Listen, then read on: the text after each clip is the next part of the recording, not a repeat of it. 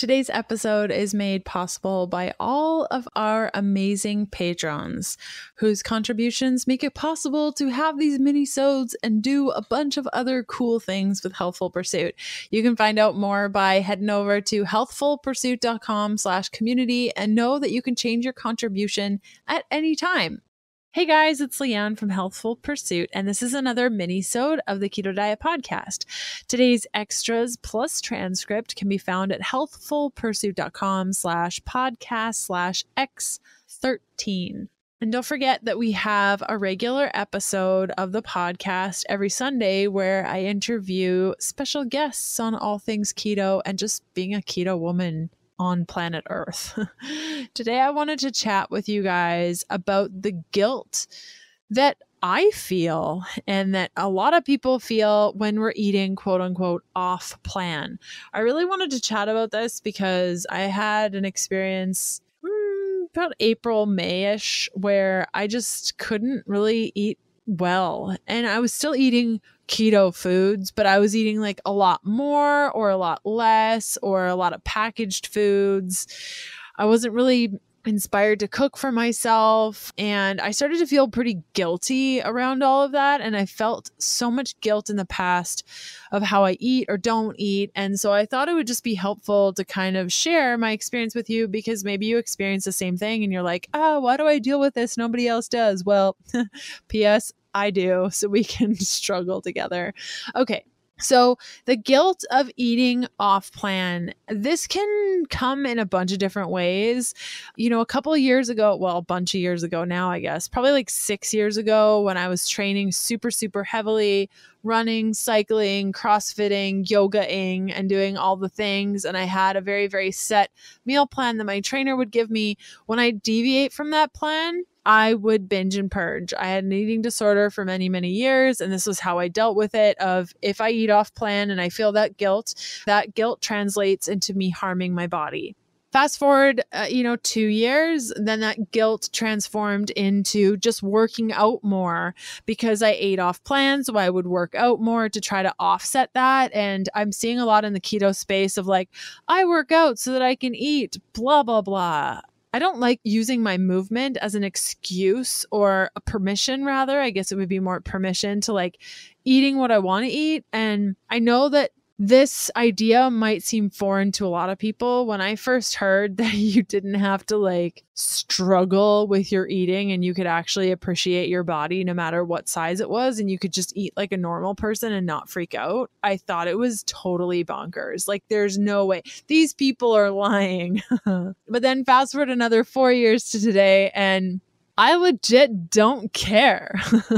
Like I know that eating keto is great for me. And when I eat keto and I eat foods that resonate with my body, depending on where I'm at in my hormone cycle, or rather my cycle with my hormones, I should say, I feel really great. But sometimes I just don't eat that way. Like, for example, Kevin and I traveled to Florida recently, and we've been going through a lot of life change stuff. And I'll be sure to share more information with you guys in the coming weeks, months. I'm in the process of writing my next book right now, so I'm just staying focused on that. But we've been going through a lot of life change lately. And I found myself in Florida, like eating a lot more and just being a lot more hungry. And just instead of shying away from that and being like, ooh, I can't eat this, or like running to the gym at 2 a.m. because I had too much sweet potato with my dinner, I just embraced that, fully knowing that the reason I'm eating more is probably because I'm stressed. And is that okay? Yeah, I think that's fine. Am I going to die because of it? Probably not. So it'll be great. But I wanted to share with you that guilt changes over time and it can display itself in many different ways. At least it has for me, where the guilt I feel from eating foods that I don't think that I should eat or doing things that I don't think I should be doing just wastes a lot of time, energy, and money. And also is different depending on the situation. So like I said, the guilt I felt 6 years ago translated into binging and purging. Then it translated into working out more than I needed to. And then it translated into being hyper-focused on what I could or couldn't eat and what I had to do or didn't do in order to get to this next level. And we see that in the keto space all the time. So when I'm dealing with guilt, and this happens pretty rarely now, but it still does happen.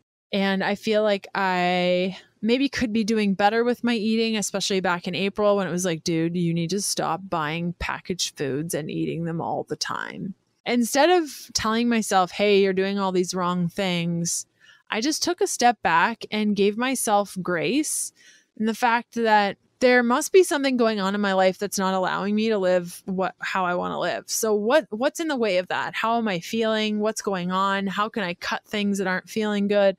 How can I respond to things that are feeling better?